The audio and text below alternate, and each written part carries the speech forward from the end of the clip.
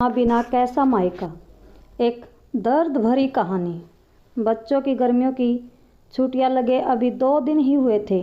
सुबह सुबह पापा का कॉल आ गया। बोले, बेटा कब आओगी? मैंने अनमने मन से बोल दिया, पापा कुछ पक्का नहीं है, ऋषि टूर पर गए हैं, उनके आने के बाद देखती हूँ। पापा की आवाज़ रूहांजी हो गई।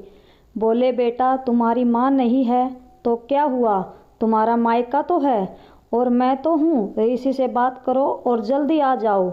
मैं जी पापा के आगे कुछ बोल ही नहीं पाई। जब तक माँ थी उनसे रोज़ फ़ोन पर ढेरों बातें करती थी। गर्मी की छुट्टियों में पूरे 10 दिन के लिए मायके जाती थी। वो सुख किसी जन्नत से कम नहीं होता था। बच्चों से ज़्यादा मुझे गर्मी की छुट्टियों का इंतज़ार रहता था। पर जब से माँ गई मेरा मायके जाने का मन ही नहीं करता। ऐसा लगता जैसे मेरा मायका ही ख़त्म हो गया। एक सूनापन, एक खालीपन सा मेरी ज़िंदगी में भर गया था। पापा एकदम शांत स्वभाव के थे और कम बोलते थे, पर सबकी ज़रूरत का पूरा ध्यान रखते थे।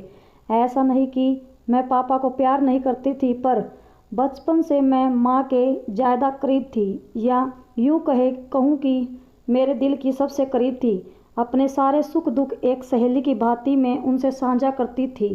आज सुबह सुबह पापा का कॉल आया तो उन्हें मना नहीं कर पाई। पापा का दिल रखने के लिए ऋषि से बोलकर अगले ही हफ्ते के टिकट करवा लिए और पहुंच गई मायके। जैसे ही दरवाजे पर पहुंची माँ की याद आ गई।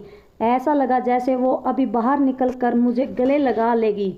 सोच के आंखें भर आई, किंतु आज माँ की जगह पापा बाहें फैलाए मेरा इंतजार कर रहे थे।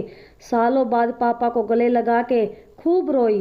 पापा ने अपने आंसू छुपाते हुए प्यार से मेरे सिर पर हाथ फेरा तो दिल थोड़ा हल्का हो गया। बहुत दिन बाद पापा को देखा, कमज़ोर लग रहे थे। वैसे तो भाई भाभी और पापा सभी मेरा बहुत ध्यान रखते थे।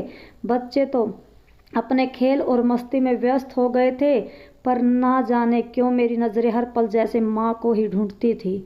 आज भी पापा पहले की तरह रोज़ खाने के बाद मेरी पसंदीदा मटका कुल्फ़ी लाना नहीं भूलते थे। भाई भी तो कभी बाज़ार घुमाने ले जाता। भाभी भी रोज़ मुझसे पूछकर मेरी पसंद का खाना बनाती। सब कुछ पहले की तरह ही था, बस माँ नहीं थी। इस बार मायके में मेरा दिल नहीं लग रहा था। माँ की कमी मुझे बहुत खल रही थी। ऋषि को कॉल करके मैंने 2 दिन बाद का टिकट करवा लिया। सब ने मुझे रोकने की बहुत कोशिश की, पर मैं नहीं मानी। देखते ही देखते मेरे जाने का समय आ गया। आज शाम की ट्रेन से मेरी घर वापसी थी। मैंने सामान पैक करके रख लिया था, बस पापा का इंतज़ार कर रही थी। पापा ना जाने सुबह से बिना बताए कहाँ चले गए थे। उनका मोबाइल भी नहीं लग रहा था। मन घबरा रहा था, बिना बताए आखिर गए कहाँ। इधर मेरी ट्रेन का समय भी होता जा रहा था। समझ नहीं आ रहा था कि क्या करूं। तभी पापा का कॉल आया। बोले, गुड़िया तुम लोग स्टेशन पहुंच जाओ, मैं सीधे वहीं पहुंच रहा हूं। हम लोग स्टेशन पहुंच गए।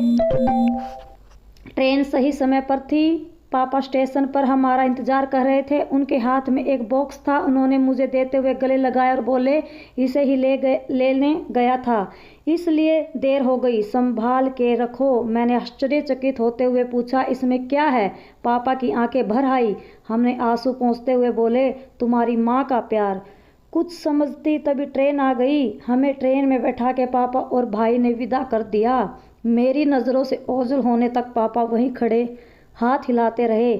मैं भी एकटक ना जाने कब तक बाहर खिड़की से उन लोगों को निहारती रही।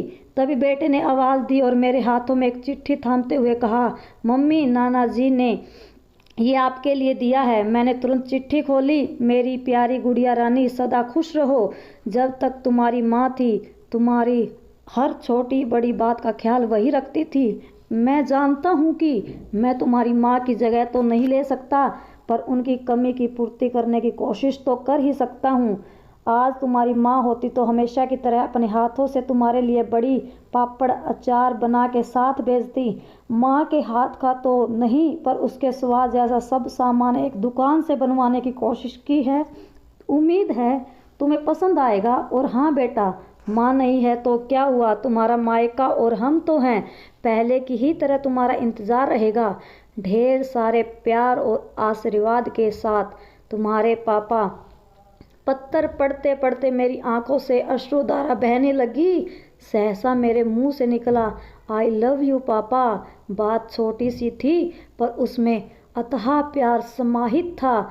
ये सिर्फ मैं ही महसूस कर सकती थी। मायके से घर आए 1 महीना बीत गया था। अब पापा से रोज़ एक बार कॉल करके मम्मी की तरह घंटों बातें करती हूँ। Thanks for watching.